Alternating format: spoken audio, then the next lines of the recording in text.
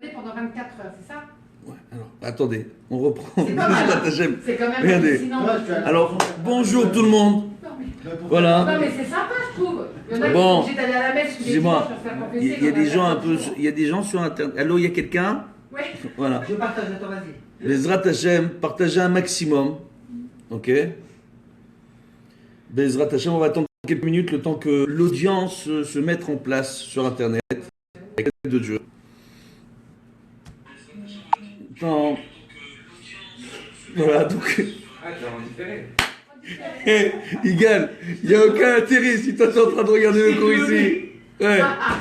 Bon, Bezrat Hashem, on va commencer le cours du lundi après-midi à Natania, comme d'habitude, malgré ce jour marqué d'un tampon funeste, de par l'enterrement de notre maître, le Rav Yosef Reim Sitruk Zatzal, d'accord? Alors, Bezrat Hashem, donc le Rav Sitruk, Zichrono Livracha, qui a été enterré ce matin à Yerushalayim, donc beaucoup sont allés, Baruch Hashem, pour l'accompagner dans ce dernier voyage. Donc, Sruto Tagan Alenu, que son mérite nous protège et que maintenant, que Akadosh Baruch Hu fasse que les 7 jours à venir se passent bien pour lui, avec l'aide de Dieu, et que son âme soit acceptée auprès des plus grandes sadikim dans le ciel, ce qui le mérite largement. Et donc, ce cours est dédié à sa mémoire. Ilou Nishmat du Rav Sitruk et Sultana Bat. Vas-y, on va y arriver. Sultan. Sa grand-mère est partie. La grand-mère de ma femme, elle est morte. Sultana Bat. Bat Sarah, on va dire, parce qu'on est tous descendants de Sarah et Menou, c'est comme ça. Donc, Sultana Bat Sarah. Pour la refoua Shelema, Leadi Lechaim Tovim Arokim, la refoua Shelema de Meircha et Ben Esther, mais aussi de Ilana Bat Shelbia. Et encore, vous avez d'autres personnes? Asher Ben Mana. Asher Ben Mana. Ben Mana. Shalom Ben Rachel. Shalom Ben Rachel. Voilà, et puis bon, la refoua de tous nos malades, la réussite du tout à chacun, et puis surtout la protection de nos Chaélim en ce moment, d'accord? Amen. Partout en Israël, Bezrat Hashem, et voilà, et qu'on ait une bonne année, Bezrat Hashem. Donc le principe de ce cours est simple. Si vous ici, qui vous regardez en ligne, vous avez une question intéressante, n'hésitez pas à l'écrire. On répond en direct. Sinon, si ici dans la salle vous avez une question, vous posez votre question, on vous répond. Réponse en direct. Le cours il n'est pas préparé. Le principe c'est simple. Vous posez vos questions, on vous y répond. Voilà. Donc notre amie Betty, elle a une question. C'était quoi la question de Betty? Est-ce qu'on a le droit de pécher 364 jours dans l'année, vu qu'on a après un jour où c'est le grand pardon, on se fait pardonner de tout? Ah, la question. C'est quand même un truc de ouf. La question, Bezrat Hashem. Est-ce qu'on a le droit de fauter 360? Non, pas on a le droit, c'est-à-dire, pas on a le droit, mais c'est-à-dire que... Est-ce qu'on peut se dire, j'ai compris, Voilà. Betty, on va reformuler, on va remettre ça en place. Bezrat Hashem. Est-ce qu'on peut se dire qu'à partir du moment où on peut faire Teshuvah à Kippour, est-ce que ça ne nous oblige pas, nous, d'accord, quelque part, à ne pas faire Teshuvah toute l'année? En se disant, bah écoute, je me lâche toute l'année, ok? Là, on est à Natania. Natania, il y a le Kika, il y a les cafés, il y a le téléphone arabe. Oui, parce qu'ils viennent tous d'Afrique du Nord, donc forcément, sur le Kika, c'est le téléphone arabe. Il y a deux grands-mères qui s'asseyent à une table. Vous la connaissez l'histoire ou pas? Elle est connue. Elle parle du gendre de Margaret. Hein? Il a un problème avec la fille de Margaret, le gendre. Il n'est pas très très correct en ce moment. Les deux grands-mères, elles parlent. Les deux grands-mères d'à côté, elles ont entendu. Elles parlent du gendre de Margaret. Après et ainsi de suite. Et après, on a tout sur 250 mètres, tous les cafés et restaurants sur les terrasses. Tout le monde va parler du sujet du jour. Sujet du jour, le village. Donc il y a beaucoup de gens qui me disent Natania, c'est un village. Tout le monde sait tout. Comment ça se fait? C'est des grands-mères sur le Kikar. On va pas chercher loin. C'est pas compliqué. D'accord? Un peu de la Shonara avant Rosh Hashanah, comme quoi ça fait du bien à la Neshama. Donc, premièrement, on voit qu'il y a une fila que l'on fait avant d'étudier, qui est rapportée dans le Shulchan Aruch et dans les Poskim. D'accord?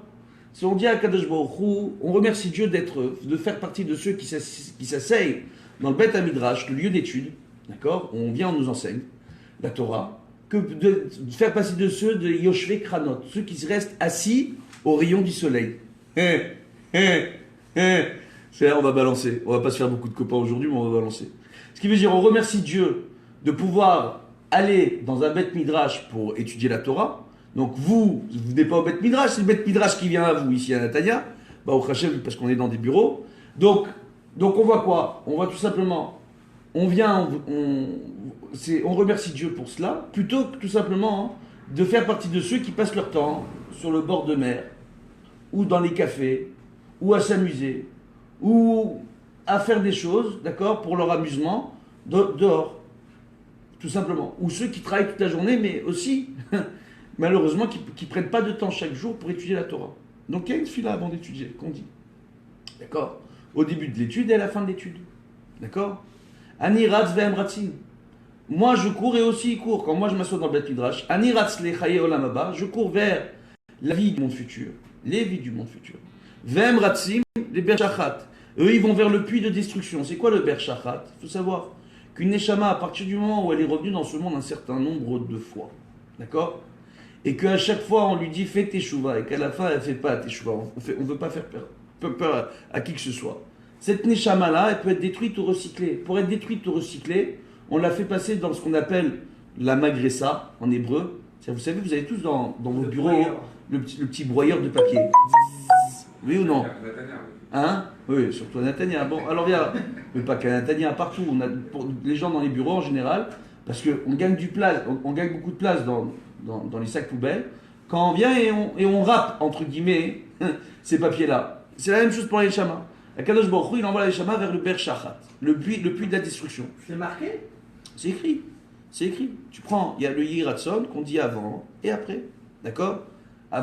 L'étude, dans toutes les Gmarot, normalement, les nouvelles Gmarot, les maisons d'édition, ils vous les mettent. Bezrat Hashem, comme quoi, quand tu vas commencer à ouvrir des Gmarot, Rabbi Yigal, tu pourras lire ces Yiratson et les découvrir avec les deux dieux. Maintenant, qu'est-ce qu'on voit par rapport à ça? On voit tout simplement que, est-ce qu'on peut se dire tout simplement, si j'ai Kippour, ou je peux faire Teshuvah, est-ce que le reste de l'année, je ne suis pas obligé de faire Teshuvah? C'est une excellente question. On voit qu'on dit Elul, d'accord, avec Tishri, c'est Elul, on dit Chodesh Arachamim va Selichot. C'est le mois de la miséricorde la plus juste, c'est Midat Arachamim. Alors, comme je le répète à plusieurs reprises, on voit que Rachamim et Chesed, les deux termes d'hébreu, sont traduits en français par miséricorde. D'accord? Très souvent. Et en réalité, c'est pas du tout la même chose. Pourquoi? Parce que Midat Chesed, c'est quoi le Chesed? C'est la miséricorde. C'est je donne pour donner. Et Rachamim, c'est le Chesed chez les Met. C'est-à-dire c'est la miséricorde de vérité. Ça veut dire quoi? Je donne un exemple que j'aime donner, mais on va le redonner. D'accord? Il y a une famille qui vient vous voir, elle a besoin de tzedaka. D'accord? On voit chaque année avant les fêtes, on a des tonnes de irgunim, d'associations, etc., qui demandent, Baruch Hashem, Ashrecha Israël, et elles le font très bien, demandent de l'argent pour distribuer des cartons de nourriture, pour aider des familles, etc., etc. Ça, c'est du chesed. Maintenant, la question est, est-ce qu'on doit faire du chesed avec ces gens-là, ou est-ce qu'on doit être rachmanim? C'est quoi rachmanim? C'est quoi être rachman? Les rachem. Non, les rachem, c'est prendre quelqu'un en mansuétude, si tu veux parler réellement. Mais c'est quoi la mansuétude? C'est pas la miséricorde. La mansuétude, c'est que je m'inquiète de la situation d'une personne et je veux l'aider à s'améliorer. Bon. On fait les deux en vrai. Donc, non. C'est plus fort. Non. Ça veut dire qu'en réalité, la rachmanout va au-delà du chesed. Oui. Mais la rachmanout, c'est quoi? C'est l'équilibre parfait entre midat ha-chesed, qui est la miséricorde totale, d'accord, et midat ha-din, la gvura, d'accord, qui est la rigueur. Donc ça veut dire quoi? C'est d'être miséricordieux avec l'autre, mais avec une certaine discipline. Pas de façon rigoureuse, mais avec une certaine discipline pour aider l'autre à s'en sortir. On va donner l'exemple connu. Qu'est-ce qui vaut mieux? Apprendre à un homme à pêcher. Ici, pêcher, c'est pas commettre des fautes, hein. C'est pêcher des poissons dans la mer. Okay? Donc à attraper des poissons dans la mer, ou lui donner du poisson tous les jours. C'est quoi le mieux? Lui apprendre à se débrouiller par lui-même pour qu'il soit réinséré dans la khébra? D'accord? Ou alors, venir l'aider pour l'aider? C'est une véritable question qu'on doit se poser. D'accord? Maintenant, la véritable question, moi, quand ces irgunim, ces associations me parlent, je leur dis, écoutez, le principe, c'est le suivant. Vous avez des familles qui viennent avec 7, 8, 10 enfants, des pères qui travaillent, des mères qui travaillent aussi, parfois des pères qui sont au kollel ou qui ne sont pas au kollel, parfois des parents qui ont des enfants qui ont des problèmes de santé, qui ne peuvent pas travailler, et ainsi de suite. Donc, c'est du cas par cas. Mais on a certains cas où il y a des gens où on pourrait, en les aiguillant, en les conseillant, en les aidant, en leur faisant passer des formations professionnelles, etc., on pourrait les aider à améliorer leur quotidien, à les rendre indépendants ou moins dépendants de la tzedaka. C'est quoi la Rachmanout? C'est toi, tu viens, tu te dis voilà, Rachman, c'est moi, je veux aider mon prochain, mais c'est quoi aider mon prochain? On donne un exemple. Il y a Shimon. il vient voir Lévi. Lévi, il a beaucoup d'argent. Et Shimon, il dit, voilà, je suis en situation difficile, j'ai 8 enfants à la maison, j'arrive pas à m'en sortir. Et Lévi pose la question à Shimon, mais t'as étudié quelque chose dans ta vie? Et Shimon, il dit, écoute, moi j'étais ingénieur, mais aujourd'hui je trouve plus de travail. Ça arrive. Il y a des ingénieurs au chômage. Ça arrive. Donc qu'est-ce qui se passe tout simplement? Qu'est-ce qu'il va lui dire Lévi? Il dit, écoute, voilà, moi j'ai une idée pour toi. Tu vas compléter ta formation en faisant un stage. Et le temps de ton stage, moi je t'assume. Est-ce qu'il a été Baal Chesed ou il a été Rahman? Il a été Rahman. Il a été Rahman. C'est pas Baal Chesed. Le Baal Chesed, il va faire quoi? Il va donner à Shimon toute sa vie sans se poser la question si Shimon il peut apprendre un métier, s'il peut se réinsérer, s'il peut avoir un épanouissement personnel, s'il peut arriver à se débrouiller par ses propres moyens. Oui, mais on voit que dans le. Attends, viens, on reprend. On repart à notre sujet. C'est différent comme mot, Rahman. C'est quoi Rahman? Oui. On parle d'Akadosh Baruch Hu. Akadosh Baruch Hu qui est Rahman, oui. Et c'est le véritable miséricordieux. Ça veut dire quoi? Akadosh Baruch Hu, dans ce monde, il ne te soumet pas des épreuves. À ton avis, si tout est entre les mains de Dieu, quand quelqu'un il a une maladie ou une épreuve dans ce monde, ça vient de qui? Pour ça qu'on dit dans Birkat C'est quoi? Rahman. C'est quoi Rahman? C'est celui qui va te dire, voilà, à un moment donné, tu as une personne qui vient te demander un coup de main. D'accord? Et tu te rends compte, lui, que le coup de main qu'il est en train de demander, il n'en a pas vraiment besoin. Ok? D'accord? T'as un type qui vient te voir, il dit je gagne pas ma vie. Après, tu apprends qu'il gagne 15 000 shekels par mois. Il a 3 enfants. Il te dit je gagne pas ma vie, j'ai besoin de l'argent de la tzedaka. Tu apprends qu'il gagne 15 000 shekels par mois, il a 2-3 enfants, il n'a pas de problème d'argent. Il est même propriétaire de sa maison. Tu lui donnes ou tu lui donnes pas? Oh, c'est quoi le véritable Rahman? Le véritable Rahman dans un cas pareil, il dit dis-moi toi, tu viens, tu demandes l'argent de la tzedaka au Magi Alecha. Viens ici, on va un peu te rentrer des bonnes notions dans ta tête. C'est ce qu'on essaye d'expliquer, c'est quoi en réalité? C'est que là, en réalité, par rapport à tout ce qu'on est en train de dire, on est dans la Rachamim Veslichot. C'est quoi Rachamim? C'est la véritable miséricorde d'Akadosh Baruch Hu. C'est quoi la véritable miséricorde? Que Dieu, sa miséricorde, il a fait avec justice. El Melech Yoshev al Kiseh Rachamim. Oui? Ou mitnaeg ba Hasidut. C'est-à-dire, il est assis sur le trône de vérité en réalité, qui est un trône de miséricorde, mais la miséricorde de vérité. C'est-à-dire, il sait avec chacun comment être juste et à qui mettre des coups dans la tête et à qui venir aider réellement. D'accord? Mais même quand il y en a, il va lui mettre une claque ou il va lui mettre un coup dans la tête, c'est pour venir l'aider, pour qu'il se réveille. El Melech Yoshev el Kiseh Rachamim. Ou mitnaeg ba Hasidut. Ba Hasidut, c'est quoi? Mitrased. La brioche shelo. Ça veut dire quoi? Il va au-delà de la miséricorde. Il va au-delà de la miséricorde. Il va venir, lui, dans son trône de vérité, venir nous juger, voir comment on peut s'améliorer et rester bon avec nous. Donc on a besoin de la Rahamim et de la Chassidut. Oui ou non? Pour Akadosh Baruch Hu durant cette période-là. Pour pouvoir tenir dans ce monde. S'il n'y avait pas cette miséricorde-là, avec la Chassidut d'Akadosh Baruch Hu, comme on dit Chassidut, le terme Chassidim, c'est un terme de la Gemara. C'est pas un terme qui a été inventé en Europe de l'Est à l'époque du Baal Shem Tov. Le Baal Shem Tov, il a repris ce terme-là parce que c'était perdu. Tout simplement, c'est quoi? D'être mitrased l'écono, de vouloir faire plaisir à son créateur. C'est-à-dire, je ne fais pas la Torah pour me faire plaisir à moi. Oh, je vais pas mettre mes tefilines pour me faire prendre en photo avec mes copains, ou pour mettre ma photo sur un post sur Facebook, ou sur WhatsApp, ou je sais pas encore quoi. Non, je vais tout simplement mettre mes tefilines pour faire plaisir à Kadosh Baruch Hu.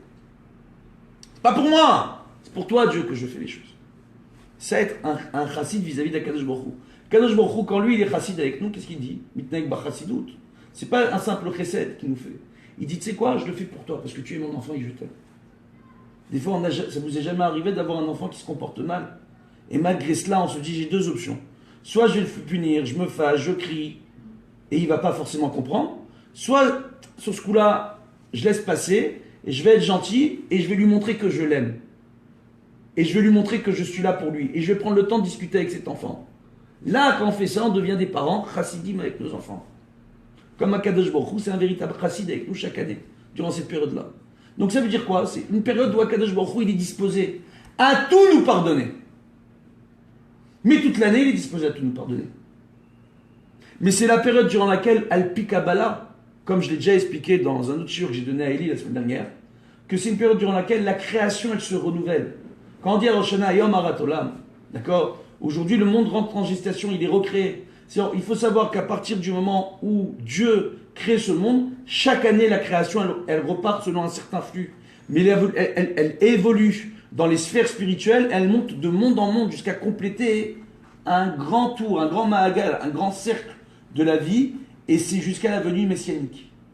Et d'année en année, on sait chaque jour sous quelle emprise sera ce jour, quelle est la mida, quelle est la qualité divine qui va régner le plus dans une année par rapport au jour et au mois de l'année. Oh, c'est une véritable chokma qu'on nous enseigne et qu'on connaît. À partir du moment où tu sais, toi, chaque jour, comment Dieu aujourd'hui, dans sa création, il va plus se comporter. D'accord? Donc, entre guillemets, quelle humeur, si on peut dire les choses comme ça pour traduire les choses, c'est pas vraiment ça, va prendre le dessus dans cette création. Tu sais pas, toi, par rapport à ça, comment te comporter? Si tu sais qu'un jour dans l'année, Dieu risque d'être beaucoup plus rigoureux qu'un autre. C'est pas un jour où tu dois te dire un carreau. Oui. Tu sais qu'il y a un jour où il sera disposé à répondre à toutes tes demandes. C'est pas un jour où tu vas venir et tu vas dire attends, ce jour-là, le type il est disposé, t'as un patron. Oui ou non? Il n'y a pas des jours où ton patron il est de mauvaise humeur. Tu dis c'est pas le jour pour demander une augmentation. Et t'as un jour, c'est un des exemples qu'on donne, ça ne fonctionne pas exactement comme ça. Il y a une grande différence entre les patrons et la Kadosh Baruch Hu. Mais c'est le patron des patrons quand même. Mais qu'est-ce qu'on voit? On voit tout simplement que on voit qu'on apprend de cela. C'est des choses qui sont importantes. Ça veut dire quoi en réalité? Quand on te dit que c'est une période durant laquelle tu peux faire tes shuvas et que Kadosh Baruch Hu est disposé à tout pardonner, toute l'année il est disposé à recevoir notre tes shuvas.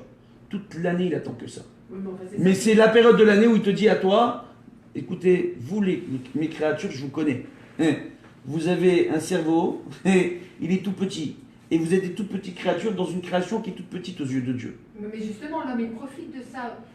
Natania, le jour de Kippour, va être rempli dans les synagogues de tous ces juifs dont vous parlez. Oui, et alors Rafi, c'est ça?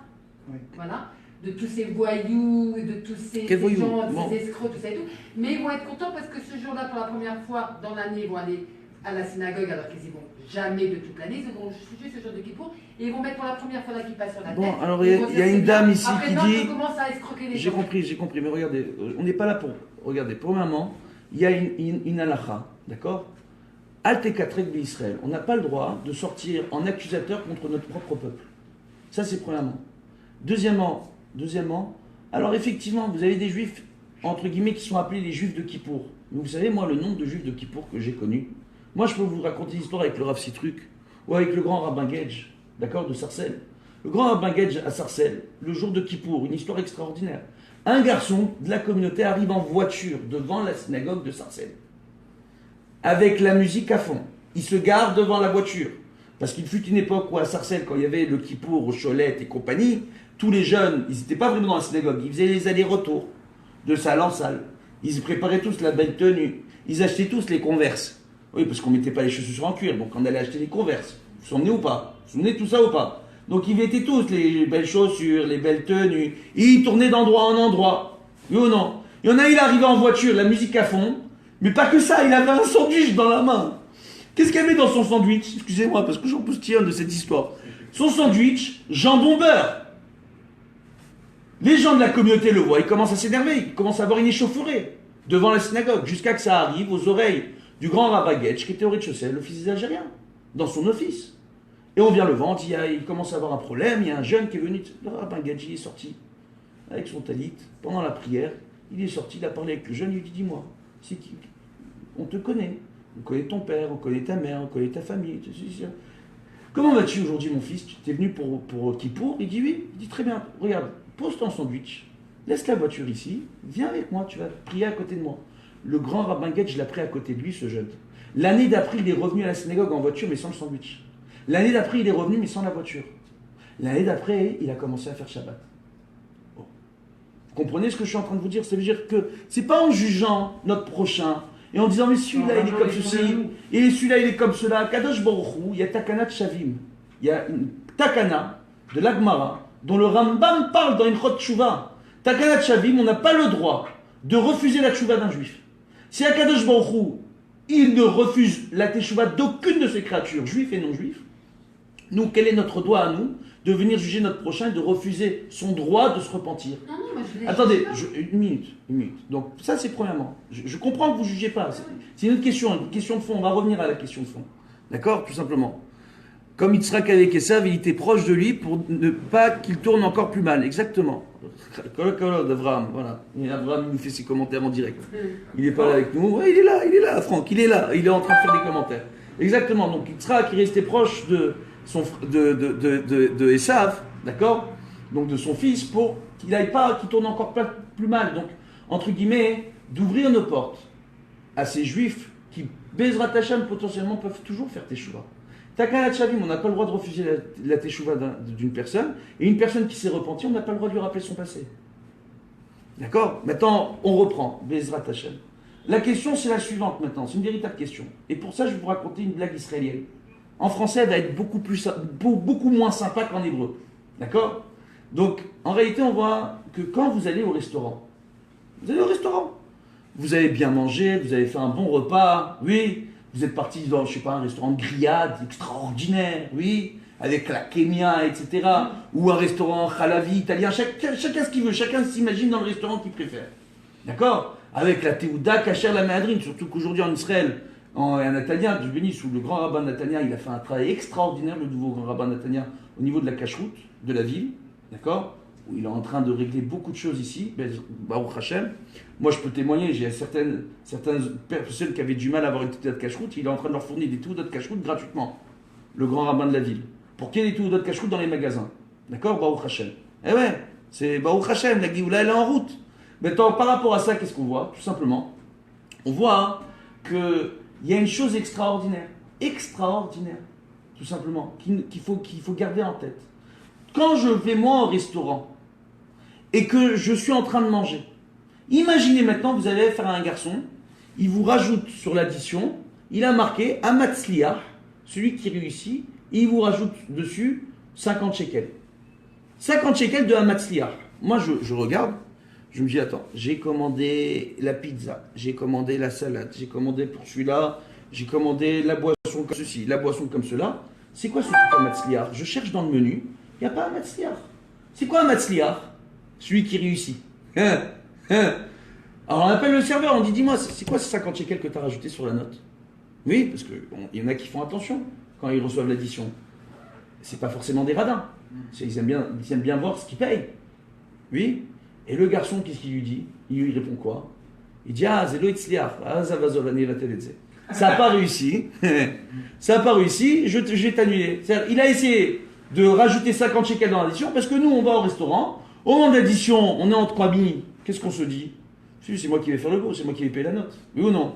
Et on vient, on sort directement les cartes de crédit, ou l'argent, etc. et on paye. Mais quand on regarde le détail, des fois, on peut se faire avoir sur l'addition. Ça arrive.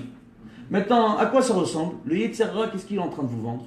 Le Yetzer Hara, il vous dit quoi? Dans votre tête, votre question, c'est en réalité, c'est une question que beaucoup de gens se posent quand le Yetzer Hara, il est rentré dans la danse. À quoi ça sert de faire teshuva toute l'année si moi je peux faire teshuva à Kippour ou durant la période de Elul? C'est la période des slichot. Oui ou non? À Netanya, il y a des slichot qui sont organisés pour les jeunes. La véritable question qu'il faut se poser, c'est où vont ces jeunes quand ils sortent à 1h, 1h30 du matin, d'accord, des slichot, quand il y avait les garçons d'un côté et les filles de l'autre? Ils vont où à la fin des slichot? Est-ce qu'ils vont rentrer chez eux ou est-ce qu'ils vont en boîte de nuit? Est-ce qu'on commence la soirée avec les slichot et est-ce qu'on la termine en boîte de nuit? Alors ouais, tes slichot, bon, c'est un début. C'est un début. Ça peut être bien, mais c'est un début. Mais ça, c'est quoi en réalité? Oui ou non? Ou alors, se dire, bon, durant la période des slichot, on va pas en boîte de nuit. On va au slichot à la synagogue et après on rentre chacun chez soi. Au Hachem, c'est la période des slichot. Mais dès que la période des slichot elle est passée, que Kippour s'est passé, on reprend les sorties du soir, les pubs, les boîtes de nuit et compagnie. Ça existe. Oui. Qu'est-ce qui se passe là? Le Yetzer Hara, c'est lui, ce serveur qui vient, qui vous dit, vous êtes dans le meilleur restaurant. C'est la création de Dieu. C'est le meilleur restaurant au monde. Et celui qui vient et qui vous sert tous ces kiffs-là devant vous, il vous dit, il y a la plage, il y a le kikar, il y a le café, il y a les motos des mers, il y a les 4x4, il y a les belles voitures, il y a le kiff. Il y a le kiff de ce Olam Hazé qui nous détourne du Beth Midrash, qui nous détourne du véritable plaisir de vivre dans son monde. Il y a des gens, ils vont dans les étoiles et dans l'espace pour trouver des réponses à la question ultime: qui nous a créés? Pourquoi avons-nous été créés? La Torah, elle te répond à ça. La Torah, elle te dit, tu sais, c'est quoi ton rôle principal dans ta vie quand tu te maries? C'est d'être un bon mari. Quand tu es une femme, d'être une bonne épouse, d'être de bons parents, d'aimer et d'être aimé. C'est pour ça qu'on est ici. Pourquoi? Parce que Kadosh Baruch Hu, pourquoi il a créé ce monde? Par amour. Il n'a pas besoin de nous. Pourquoi il nous a créés alors? C'est vrai ou pas? Donc maintenant, on voit par rapport à ça que j'adore Franck, il fait des remarques et tout, il me dit comment driver le cours. Merci beaucoup. Alors maintenant, on continue. Il parle de Resh Lakish, mais c'est très juste. Mais on voit par rapport à ça une chose qui est extraordinaire et qu'on doit tous arriver à comprendre. D'accord? C'est tout simplement, c'est que il vient, le Yetzer Hara, il vient et vous dit, voilà, cette création est fantastique. Prends une période de l'année, Elul, Tishri, fais tes Teshuvah. C'est quoi? Va plus loin, jusqu'à Simchat Torah. D'accord? Tu fais Hoshana Rabbah, Simchat Torah, t'as kiffé jusqu'à la fin de Sukkot, tu t'es fait une bonne période de Teshuvah. En plus, c'est le début de l'hiver, donc ça va, il y a moins de plage, il y a moins de soleil, il y a moins de piscine, il y a moins de bronzés, il y a moins de bronzettes, il y a moins de Yetzer Hara. Hey, il y a moins d'embrouilles d'aller le vendredi entre copains sur le bord de mer de Tel Aviv pour se faire sur le bord des mers des bouteilles de champagne. Quand on a des frères et des sœurs qui meurent de faim pour les fêtes. Il y en a, ils vont s'acheter des bouteilles de champagne sur le bord de mer. Ils n'ont même pas les moyens. C'est-à-dire, ils vont faire une carte bleue, ils se disent que ça va être sur le compte du découvert à la banque. C'est-à-dire, c'est sur des choses comme ça qu'il faut arriver à faire tes chouvas. C'est-à-dire, on est dans ce monde pour kiffer, oui, mais est-ce qu'on est dans ce monde pour s'endetter? Est-ce que pour kiffer, on doit s'endetter? Oh. Est-ce que je dois m'endetter? Est-ce que j'ai le droit de m'endetter quand j'ai un membre de ma famille qui n'a pas de quoi manger? Ça arrive. Il n'y en a pas dans toutes les familles. Le frère, le cousin, le neveu, l'oncle, on n'a pas envie de le voir, il va venir, il va nous raconter ses problèmes d'argent. Il n'y a pas ça dans les familles. Et les familles qui disent on n'a pas envie de le voir, mais ils vont aider. Rav un tel, Rav ceci, telle association, tel ceci, tel cela. Mais l'oncle, le frère, le cousin, dans leur propre famille, ils n'ont pas envie de l'aider par principe. Pourquoi il y a un Yetzer Hara qui est rentré là? Le Yetzer Hara, il est rentré. L'ardoute au sein du clan d'Israël, elle ne commence pas avec les étrangers. Elle ne commence pas avec les pauvres qui sont à l'autre bout du pays, ou à l'autre bout de l'océan. Elle commence dans notre propre famille, avec notre femme et nos enfants quand on est des hommes, avec notre mari et nos enfants. On dit où est-ce qu'on voit le véritable Baal Chesed, le véritable miséricordieux, on le voit chez lui à la maison. Comment il est avec sa femme et ses enfants. C'est comme ça qu'on le voit. Oui ou non? Moi, je vais vous raconter une petite anecdote. Parce qu'aujourd'hui, on a enterré le Rav Sitruk, donc on peut parler. Moi, le Rav Sitruk, je n'ai pas eu le mérite de bien le connaître. Je n'ai pas eu le mérite. Je suis parti très tôt en Israël. Baruch Hashem, je l'ai rencontré 2-3 fois dans ma vie. J'ai eu l'occasion de parler avec lui. Longtemps, ou de façon très courte, à des occasions pas très joyeuses.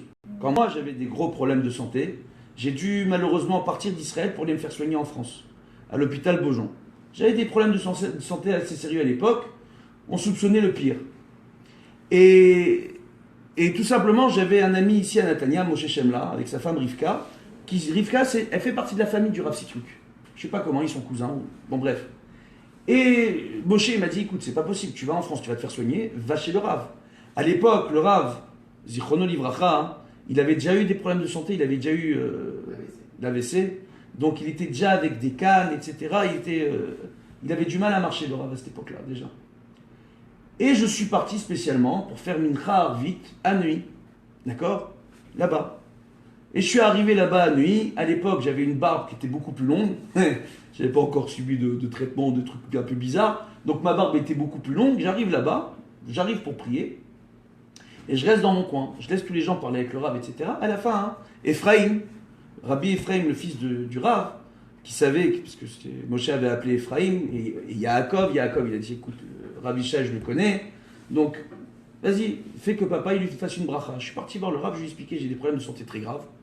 Je suis venu aujourd'hui à l'hôpital. En Israël, ils ne peuvent pas me soigner. Je suis à un stade très grave avancé d'une très mauvaise maladie, là, allez-nous. Et les médecins, ils commencent à faire des analyses, ils ne savent même pas ce que j'ai, ce que j'ai pas. Ils soupçonnent le pire. Est-ce que vous pouvez me faire une bracha pour que je puisse guérir? Vous savez, c'était quoi la bracha du Rav Sitruk? Il m'a dit, il a mis chez Berachavotenu, etc., etc. Chez Tiske les Gadel Shem Shamaim Barabim. Que tu aies le mérite de faire grandir le nom de Dieu auprès du plus grand nombre. Que tu aies le mérite de donner des cours à un grand nombre de personnes, des cours de Torah à un grand nombre d'élèves. D'accord? Moi j'ai dit au Rav, je suis d'Arav, Mechila. Je vous ai demandé la réfoua. Vous me dites, je dis les Shem Shamim Rabim. Mais qu'est-ce que tu crois? Si tu dois parler avec tout le monde, bah Rabim. Moi j'étais mal. Père de famille, à l'hôpital en France, ma famille en Israël. Grâce à ça, mes parents et mes parents ont fait leur alia pour venir rester avec ma femme et les enfants en Israël. Aujourd'hui, ils sont ici, ils ne regrettent pas. Mais moi, j'étais tout simplement en France, loin de ma famille, et je devais passer là-bas un petit moment en France pour me faire soigner. D'accord? Et il y a le professeur Joël Bounik de l'hôpital Beaujon avec le professeur Amar. Bonjour à vous si vous regardez cette vidéo, qui s'occupait de moi. Et je lui dis, mais excusez-moi, je vous ai demandé la réfoua avec votre arabe. Il me dit, mais qu'est-ce que tu crois? Transmettre la Torah au plus grand nombre, ça prend du temps. Il faut avoir une bonne santé.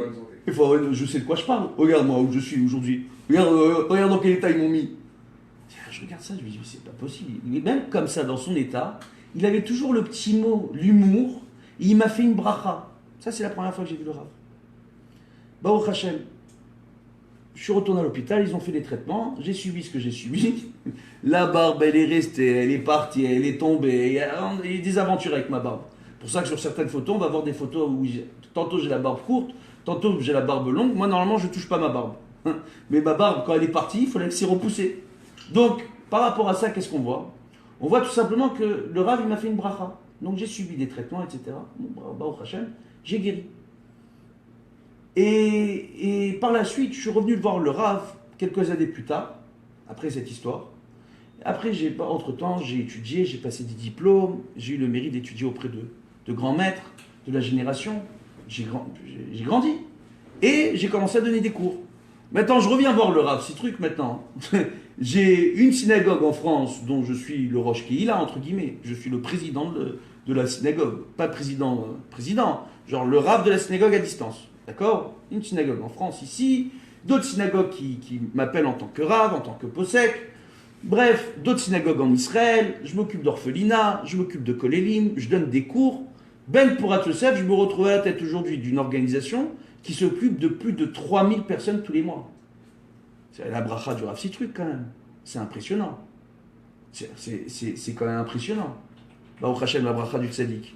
Et c'est pas pour parler de moi, Chaz Shalom. C'est juste pour vous expliquer. Quand je retourne là-bas la deuxième fois, c'est parce que j'avais pour projet peut-être d'établir là-bas, de commencer à mettre en place un beddin pour faire venir des dayanim francophones, etc. Il m'a dit, écoute, nous, on va commencer à faire venir le Rav Gross pour faire des din Torah nuit, etc. On n'a pas besoin. Mais dis-moi, la dernière fois tu es venu, je t'ai fait une bracha. Je dis oui. Il me dit, alors tu peux me faire une bracha pour... À ton tour, maintenant, tu me fais toi une bracha. Je dis, moi, je vais faire une bracha, ces trucs. Il m'a dit, mais regarde, ma bracha, elle a réussi avec toi. Donc, tu avais le mérite qu'elle réussisse. Donc, si moi, je suis méritant, fais-moi une bracha. Donc, j'ai fait une bracha au Rav. Et il est resté avec nous encore quelques années. Baruch Hashem. Il m'a dit, ah, tu fais très très bien les brachot. C'était ce désir-là de voir un jeune avancer et faire avancer les autres.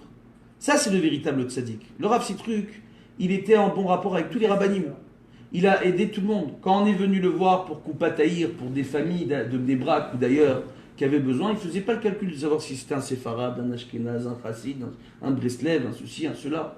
Il avait le véritable amour de son prochain et on le voit avec ses enfants. On le voit avec Rabbi Yaakov, qui se fait même pas appeler Rabbi Yaakov. Tout le monde l'appelle Yaakov. D'accord? Mais Ben Pourat Yosef, on le voit, Baruch Hashem. Qu'on ait ce mérite de continuer sur ce chemin-là, afin de continuer à expliquer la Torah avec la même sympathie que lui il avait. Et qu'il savait nous communiquer. Et son éloquence. Baruch Hashem. Maintenant, par rapport à ça, et on va terminer le cours là-dessus. On voit tout simplement que, durant la période de Elul, beaucoup de gens pensent, pour répondre à votre question, que c'est la période de la Teshuvah et c'est tout. Oh, non, c'est pas ça. C'est la période de Elul, c'est Rosh Hashanah. Tu prépares à Rosh Hashanah, le début de l'année. Mais Rosh Hashanah, c'est quoi? C'est aussi Rosh. On voit, on apprend de Resh Lakish. Rabbi Shimon ben Lakish. D'accord? Il a un nom très, très particulier, on l'appelle Resh Lakish. Resh, ça vient de Rosh, mais ça veut dire étudier, te remplir la tête. Lakish, c'est une pluie qui tombe en araméen en retard. Ça veut dire quoi? Ça veut dire qu'il a commencé à étudier tard. C'est lui qui a commencé à remplir sa tête tard, Resh Lakish. Resh Lakish, on va le reprendre. C'est quoi? C'est un véritable Baal Teshuvah. Rabbi Akiva, ce n'est pas un Baal Teshuvah. Rabbi Akiva, c'est un homme qui était ignorant en Torah et qui a commencé à étudier à l'âge de 40 ans. Mais il était pratiquant. Resh Lakish, c'est le roi des voleurs. Tous les contes de Ali Balba et compagnie s'inspirent de l'histoire de Resh Lakish. Le roi des voleurs qui un jour va croiser un tzaddik qui était Rabbi Yochanan. Il va le trouver tellement beau, Rabbi Yochanan, tellement éloquent, tellement il parle bien, Rabbi Yochanan, qu'il va lui donner envie de faire teshuva. Et Resh Lakish va épouser la sœur de Rabbi Yochanan. Et comment il rencontre Rabbi Yochanan pour la première fois? Rabbi Yochanan, il était dans un étang, en train de nager. Maintenant, à l'époque, les femmes, ils aimaient les femmes enrobées. D'accord? Donc les femmes étaient un peu enrobées. Et Rabbi Yochanan, c'était un homme qui était très enrobé. Il a vu de dos Rabbi Yochanan, il croyait que c'était une femme. Resh Lakish est rentré dans l'eau pour aller vers la rencontre d'une femme. Et quand il se retourne, il voit un homme avec une grande barbe, des péyotes, un visage qui l'illumine. Il dit, mais t'es tellement beau, de dos je croyais que t'étais une femme. Et de devant je me rends compte que t'es un homme. Et comment j'ai pu croire que t'étais une femme? Parce que Rabbi Yochanan, c'était un grand monsieur, très costaud. Il dit, mais il y a une beauté en toi qui m'a attiré, je suis venu ici. Mais c'est ta sainteté qui m'attire. Et Rabbi Yochanan lui dit, écoute, j'ai une sœur à marier, viens étudier avec moi, et si tu es méritant et tu étudies comme il faut, je te laisserai épouser ma sœur. À la finale, Resh Lakish et Rabbi Yochanan sont devenus Chevruta, ils ont étudié en binôme toute leur vie. Rabbi Resh Lakish a épousé la sœur de Rabbi Yochanan. Quand Resh Lakish est parti de ce monde, après que Rabbi Yochanan lui a rappelé son passé dans le Beth Midrash, que Resh Lakish, après des années où c'est devenu un grand maître, un grand de la génération, son ami qui lui a fait faire teshuva lui a fait ce reproche-là dans un débat parce qu'ils étaient en désaccord, ben ça l'a tué de chagrin, Resh Lakish. Rabbi Yochanan a dit une chose extraordinaire. Il dit, mais moi, quand je posais une question à Resh Lakish, sur chaque question que je posais, il avait 43 réponses. Sur chacune des 43 réponses, il avait 70 questions. Sur chacune des 70 questions, il avait encore 43 réponses. Vous imaginez la source de Chokhmah, c'était Resh Lakish? Parce que justement, c'était un homme qui est à la tête des voleurs, qui avait vécu toute sa vie. Quand Resh Lakish est Niftar, il est monté dans le ciel, on rapporte qu'à la porte du ciel, il y avait des âmes qui étaient repoussées. C'était toutes les âmes des voleurs avec qui Resh Lakish était en affaire, à l'époque. Il voit Resh Lakish quand il arrive, tapis rouge, on l'accueille en grande pompe. Il dit, mais lui, c'était notre chef, il est à notre tête. Pourquoi lui, il rentre et pas nous? Oui, et pourquoi nous, maintenant, vous envoyez au Bershachat, vous allez nous détruire, nous les chamottes, et lui, non? Il dit, parce que lui, il a fait teshuva. Lui, celui qui était le plus loin, celui qui était le parrain de la mafia à son époque, il a fait une teshuva et c'est devenu un grand maître du judaïsme. Comme quoi, on accepte la teshuva de tous. Et surtout durant cette période-là. Mais, durant la période de Elul et de Rosh Hashanah et de Kippour. Mais, il ne faudra jamais oublier une chose. C'est que premièrement, le jugement il continue jusqu'à Hoshana Rabbah. C'est tout ce qu'on est en train de dire, c'est suspendu à Rosh Hashanah jusqu'à Kippour. Et après, c'est terminé. Non, c'est jusqu'à Hoshana Rabbah.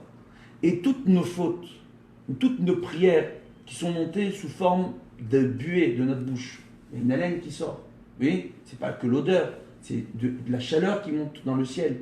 Cette chaleur-là, Kadosh Baruch Hu, il la récupère, il en fait une énergie, et il fait de ça, il crée des nuages qu'il met de côté, et après il fait tomber les pluies. Quand on voit la pluie en réalité, quelque part, c'est en partie nos fautes qui sont transformées en mérite quand on fait teshuva à travers nos prières. Et on voit que quand on fait la fête de Sukkot, on ne fait pas Sukkot en été, on fait Sukkot au début de la saison de l'hiver. Quand vous allez à Yerushalayim, vous commencez la fête de Sukkot, il commence à pleuvoir, il fait froid. Là, vous allez à Yerushalayim le soir, il fait frais. Les températures, elles baissent. Maintenant, pour vous expliquer tout simplement les choses extraordinaires, et quand on est en France, alors Sukkot, il faut avoir du mérite pour réussir à dormir dans la Soukha quand on est en France. Avec la pluie et l'hiver et le froid. Donc, on voit tout simplement une chose qui est extraordinaire. Pourquoi c'est le début de l'hiver comme ça? Pourquoi c'est grâce à notre teshuva que Kadosh Baruch Hu va envoyer la saison des pluies. Nos fautes vont être transformées en pluie, si on a ce mérite-là. Maintenant, pour en revenir à ce qu'on disait, tout simplement, on voit que, justement, la teshuva, c'est pas que durant cette période, c'est toute l'année. Mais que durant cette période-là, c'est la période dans laquelle on doit se dire, attends, voilà, l'année que j'ai eue, qu'est-ce que je dois arranger chez moi? Et voilà les bonnes choses, les bonnes résolutions que je dois prendre pour arranger et passer une meilleure année. Arriver à m'améliorer. Pas retomber dans mon train-train tout de suite en sortant de Kippour et de Sukkot. Non, non. Arriver à m'améliorer sur un point.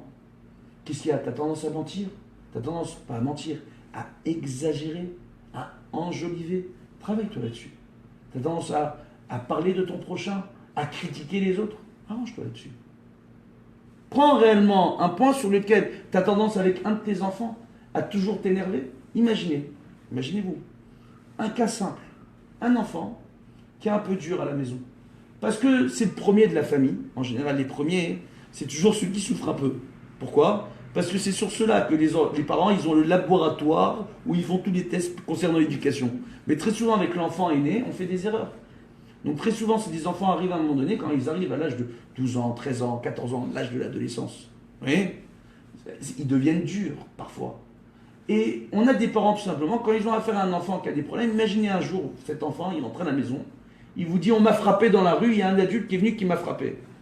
Vous savez que c'est un enfant qui répond, qui est un peu chutzpan, qui est un peu, comment on dit en bon français, arrogant. D'accord ? Je dis, quelle réaction vous risquez d'avoir ? De lui demander de vous raconter, lui dire, ah, on te connaît de toute façon, qu'est-ce que tu as fait toi pour que l'autre il te frappe ? Vous l'avez tué le gosse. Vous l'avez tué. Il faut le laisser parler et aller jusqu'au bout de son histoire. Et même lui dire, attends, bon, viens, on va à la rencontre de cette personne si on peut la voir.